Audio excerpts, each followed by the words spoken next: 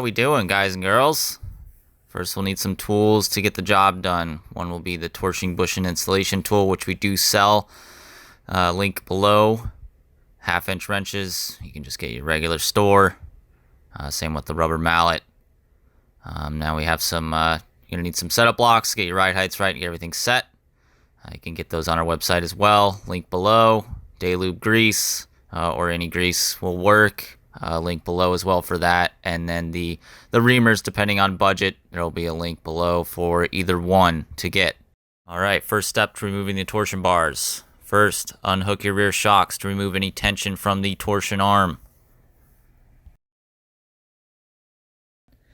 Do it on the left and right side. You will then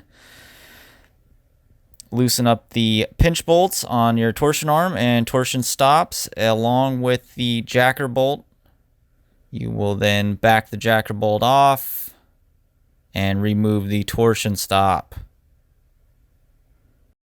You will do this for both sides, front and rear, if you have a 4-bar car. You will then remove the torsion arm to get the torsion bar out. We will expect the torsion bar for regular weekly maintenance and get everything ready for the same bar or a new bar in. You will then inspect the torsion bushing by checking for cracks or nicks. We will then clean the torsion bushing with a rag or some cleaner. Get all the debris out. Same with the torsion bar. You are now ready to reinstall the same torsion bar or a new torsion bar. One thing to note with torsion bars, they are directional. So as seen here, the guys will notch them with the year and which corner they have run it on, because the torsion bar does form a memory. A good rule of thumb also is to run the numbers on the torsion bar towards the torsion arm to keep that directional. You can switch back and forth in a pinch, but good rule of thumb is to keep that torsion bar with the same corner you've been running it on.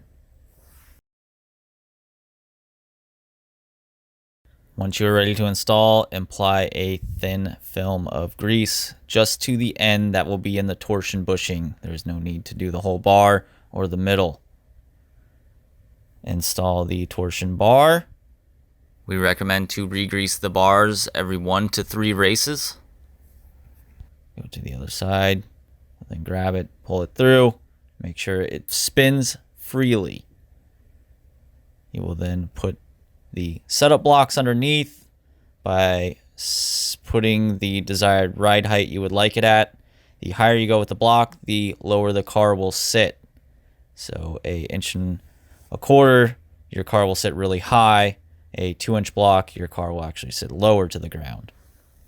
Install the setup block underneath the rear axle on the left rear and also the right rear. One thing to note, if using a 2-inch rear axle, if the block's set on the small diameter part of the spacer, subtract an 1/8 inch from block height. If on large diameter part of the spacer, subtract a 1/4 inch. Install your torsion arms. You can put it on there. This part you might need to use a rubber mallet. Get it on there, good and snug. You want at least about halfway on the splines. Once you get that on there, then you can tighten up your pinch bolt and proceed to do the other side.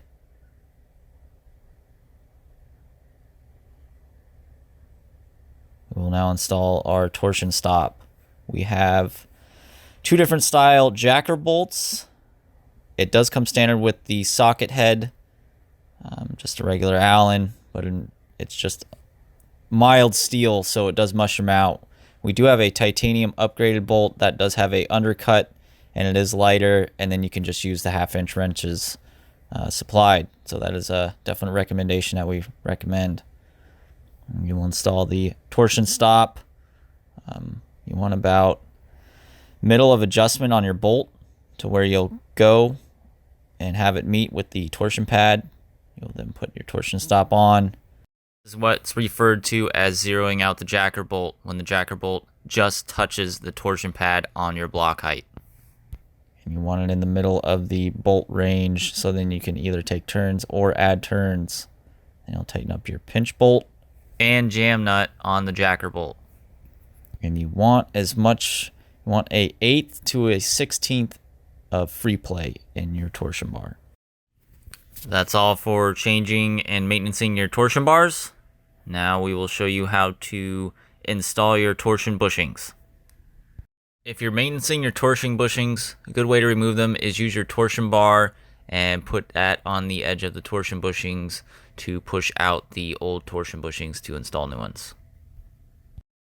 So you'll hit it with a rubber mallet against your bar so you don't damage the bar. You'll push out like here and it'll just pop right out. Get your new torsion bushing. If you have a new torsion bushing, you are now caught up. So grab your new torsion bushing, get the torsion bushing installation tool.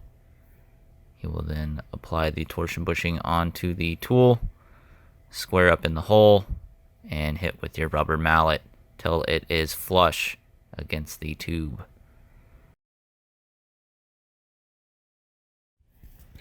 You will then install the Reamer tool. You will need to remount the torsion bushing because they mushroom down when installed into the tool.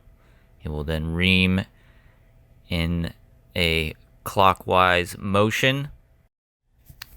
You can use a socket, or there is a part where you can use a drill on the end, but make sure to go at a slow speed.